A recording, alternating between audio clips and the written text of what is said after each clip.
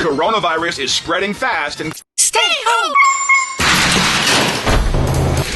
Going up. Bye.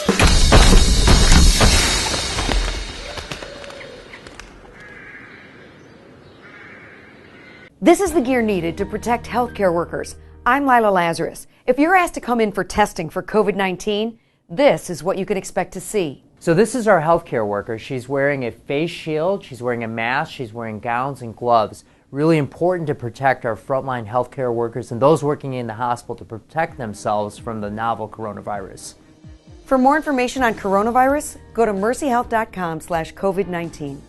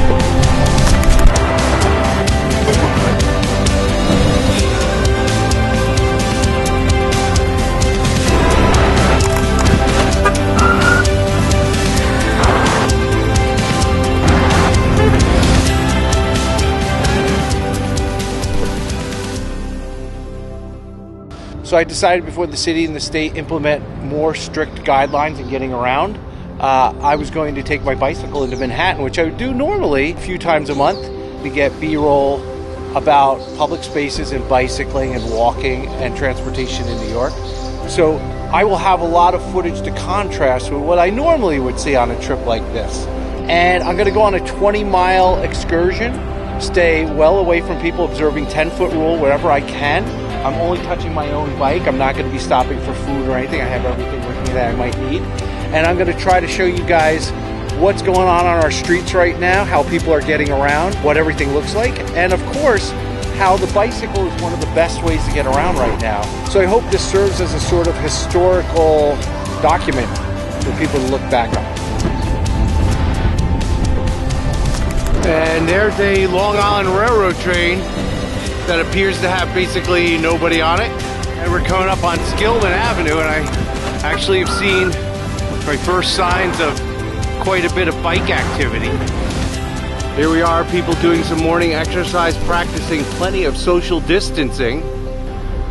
Now this is a little bit odd because usually by this time of the morning, if you were driving here, you couldn't find one parking space. All of these spaces are usually taken. Today, we practically don't even need a protected bike lane. And there's a 7 train that I can honestly tell you, I don't see one person standing, which would be very unusual. Look at this roadway. I mean, this is usually backed up for about a dozen to 15 blocks every morning. Almost any other morning except weekends, this would be backed up. On-ramp to the Queensboro Bridge bike and pedestrian ramp. Now the numbers are down because obviously a lot of people don't have to go to work anymore, but there's still quite a few people biking and walking on the bridge, on the Queensboro. roadway, it's incredible. I've never seen the roadway move this quickly, except maybe early on Sunday mornings. But also the air. I can't tell you the last time I went over this bridge and the air felt so clean. Very few drivers on the FDR today. Here comes the Roosevelt Island tram, and as you can see, almost nobody on that tram. That's very few people for one of their trams. Crosstown bike lane here on 55th seems to be pretty clear, probably because of the abundance of parking spaces due to not so many people being out in their cars. I think I've gone all the way from 2nd Avenue to what will be Broadway up here without having a car in the bike lane. There's some toilet paper. Toilet paper! Park Avenue. Park Avenue, of course, what it looks like during summer streets is quite different. You could almost do a summer streets right now based upon the number of cars are here. We are all, of course, want some hope. We want some hope, and we don't want to be afraid of anyone, but, you know, we got to practice our 6 to 10 feet of separation, sadly. Heading to Times Square next.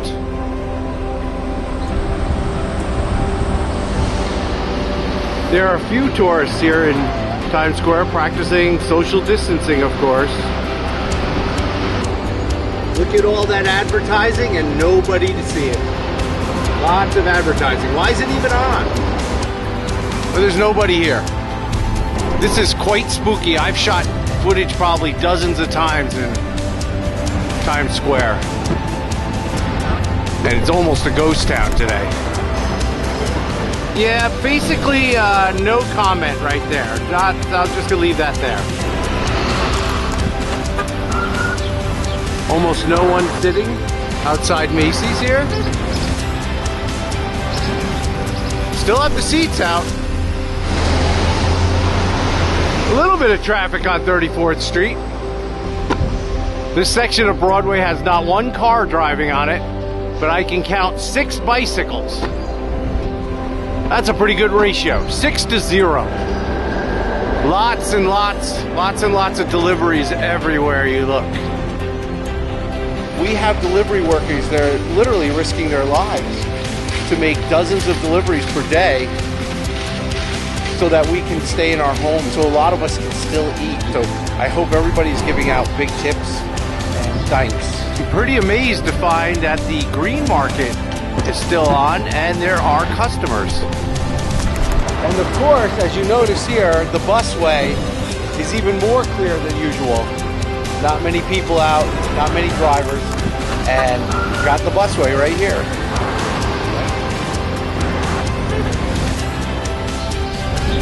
This bike lane is often problematic, but today nobody's blocking the 13th Street bike lane. Only thing blocking this bike lane is ice. A lot of speed on the avenues in Manhattan today where there is traffic. You can see traffic is moving at a pretty good clip. People waiting outside Trader Joe's because they're obviously limiting the number of people that can go in at a time. Over here I rode once with Mark Gordon during his typical rush hour commute, and it was filled by people and bikes. Today, a few bikes. So as I expected, Central Park is a little more populated than most places. Because people are out here, they got to get their exercise. Most people seem to be maintaining that social distance, even if they're running with a friend or a loved one. So, you know, still get out there and get their exercise. I am today. I'm just out here with my camera, getting my exercise, staying away from people as much as possible.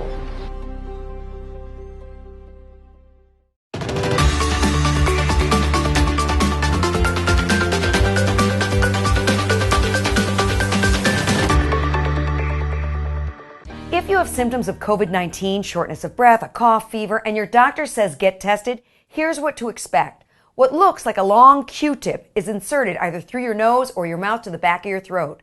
Stay calm, don't wiggle, it's done in seconds. So right now we have limited testing. We want to reserve testing for those that have significant symptoms and have been told by their doctor that they need a test. The point is not to overwhelm the system. For Mercy Health, I'm Lila Lazarus.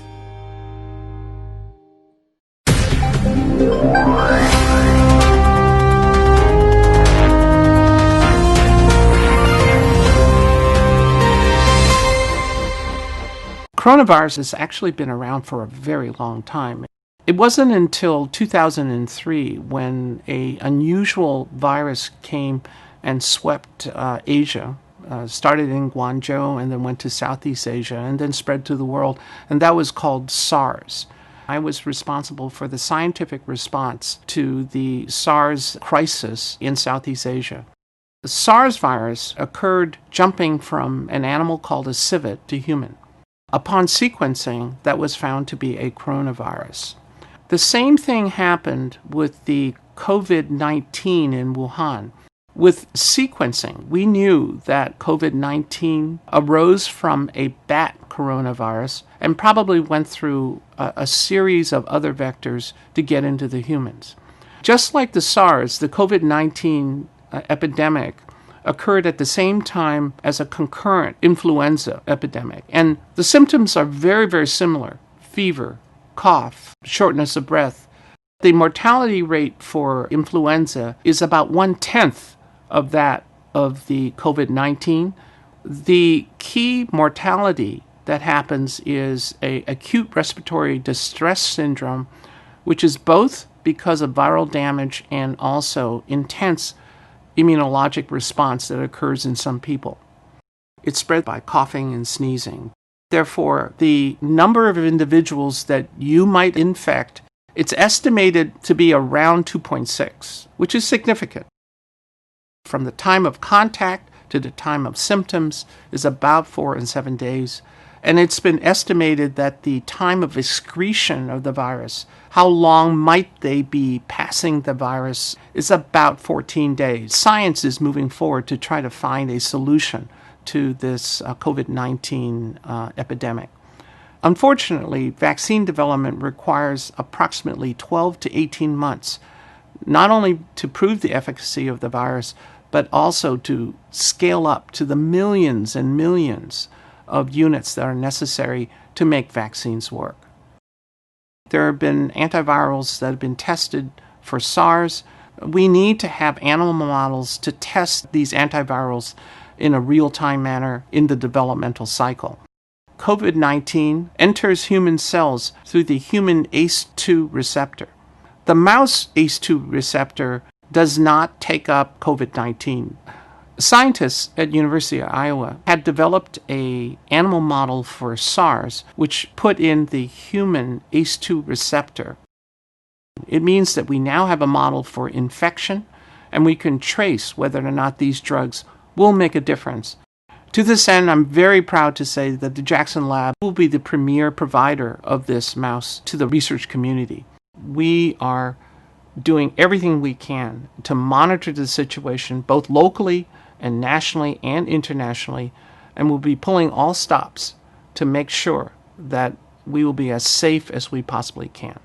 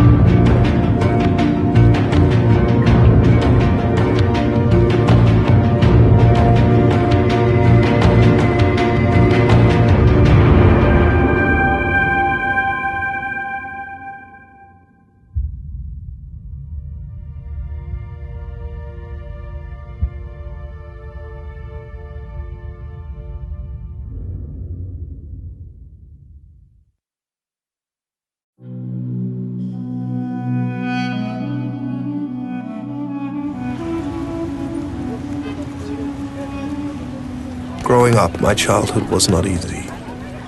We were very poor, so my father forced me to work long, hard hours. He suffered from terrible mood swings. He was always shouting at me. Some days it just became too much. But there is one day that I will always remember. I was 14, cleaning the windows. I saw a notice for a public execution. I couldn't stop thinking about it. I imagined how the criminal might look, big and strong and dangerous. The execution date arrived. I squeezed my way through the crowd. I was so shocked. There was no strong, dangerous man. Only a very young man trembling as he awaited his fate. He was so young that he hardly had any stubble. I couldn't watch. As I looked back, the boy's body was hanging limp and lifeless. He had fair hair just like me. That experience motivated me to pursue law. Day and night I studied hard. What I'd read about in the law books was actually very different in reality. Most lawyers were too scared to take on cases involving stoning or hanging. And I wasn't scared. When defending a case, you think of them as your family. It's like your own child is burning in the fire created by the authorities and everyone is just standing by. It became my life's purpose to save these young people. Over the next 14 years, I defended many of these juvenile offenders, nearly 20 of whom were saved. One day I received a call about a young man who was only 17 when he committed his crime. I asked, "What's his name?" He answered, "Behnoud Shojaei." A fight had broken up. Behnoud intervened. One of the boys insulted Behnoud's dead mother. Behnoud grabbed a piece of glass, stabbed the boy, and fled the scene. The boy subsequently bled to death. Upon learning this, Behnoud immediately handed himself in and confessed to the police. He was sentenced on the 2nd of October, 2006. He was just 17 years old when he committed his crime. Over the next 3 years, Behnoud's execution date had been set and postponed 6 times. On the 7th occasion, I was summoned to Evin Prison at 3:30 a.m. It was still dark when the victim's family arrived. The crowd rushed toward them, begging them to forgive Behnoud.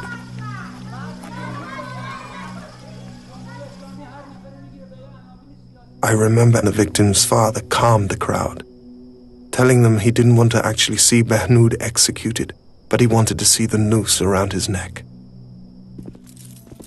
They brought Behnoud in handcuffed and shackled. He looked so pale and thin. His nose was running. He fell to his knees, begging for mercy. He was shaking, saying, "Please forgive me. My own mother is dead. You can be like my mother now. Please forgive me." She said, "Fine, let's see what happens." We all went to the execution room. A soldier helped Behnoud up and placed the noose around his neck. Finally, the official turned to the victim's parents, saying, "Here is Behnoud. What do you want to do now?" The victim's sister threw herself at her mother's feet, pleading her to forgive him. We were all shocked by what happened next. I recall they charged toward him. We all shouted, "No, no." After that, everything went black. Outside, the crowd were praying for Behnoud. I broke the news to them. They were crying so much. I cried so much. Yes, the stories of these cases are really very painful.